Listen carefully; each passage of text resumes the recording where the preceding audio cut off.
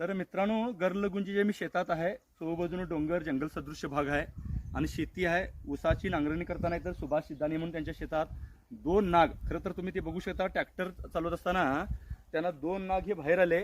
एक मात्र गंभीर जखमी झालाय. तुमचं लक्ष विचलित होऊ शकतं. थोडक्यात दाखवण्याचा मी प्रयत्न करतो. हे बघा, हा साप जो आहे, तिकडनं दाखव बघा, तिकडनं दाखव.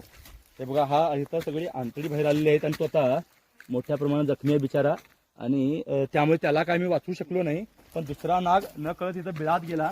ही वरच्यावर बिळं असतात सगळी, तुम्ही बघू शकता, वरच्यावर सगळी बिळं असतात.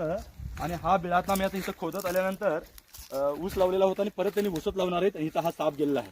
आता महत्वाचा मुद्दा म्हणजे इथं ट्रॅक्टर चालवणारे जे आमचे दोस्त आहेत, काय नाव होतं तुमचं? रवी राठोड.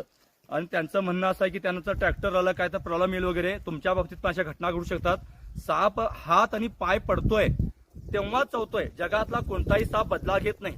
ना कोणाशी तो मैत्री करू शकतोय, ना कोणाची दुश्मनी करू शकतोय. म्हणून तो घाबरून इथं बसल्या, लक्षात घ्या. आणि आम्ही किती वेळा प्रयोग करून दाखवलं, तुम्ही आता त्याला दुखवला. आत्ताच्या आता तुम्हाला तो चावणार, नंतर येऊन तुम्हाला तो ओळखणार पण नाही.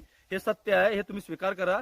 आता त्यांची थोडी भीती दूर झाली मी सांगण्यानंतर. नाहीतर आपण कशात तरी अंधश्रद्धेमध्ये गुंतून जातो. लोक काहीतरी सांगत असतात, आम्ही 22 वर्ष काम करतो, 22,000 साप पकडलेत. असं काही होत नाही. आता इथं नाग आहे, बाळा जवळ जरा दाखवतो. आता मी ह्याला काढण्याचा प्रयत्न करतो इथं.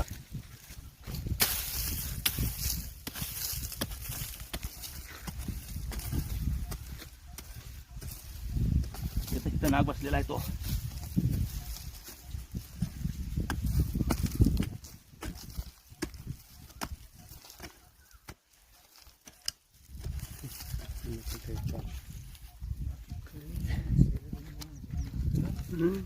बघू शकता कशा प्रकारे तो गोळा होऊन बसलेला आहे. आत जाण्याचा प्रयत्न करतोय.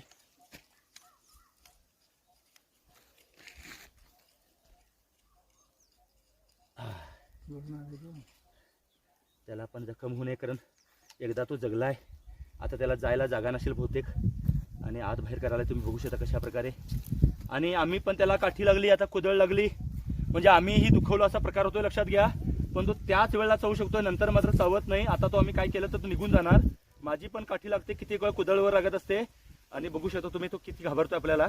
आणि एका बाजून आत यायला आणि एका बाजून तो बाहेर जाण्याचा प्रयत्न करायला आहे. हे बघा, आता तो माझ्यावर म्हणजे मी मला का दोस्त मानत नाही, लक्षात घ्या. आणि ज्या अर्थी दोस्त मानत नाही त्या अर्थी दुश्मन मन मानत नाही, लक्षात घ्या. आता उलटा तो आत जाण्याचा प्रयत्न करायला, शेपटी आत घटलाय. आणि अशा प्रकारे म्हणजे ह्याला काही जखम झालेली नाही, लक्षात घ्या.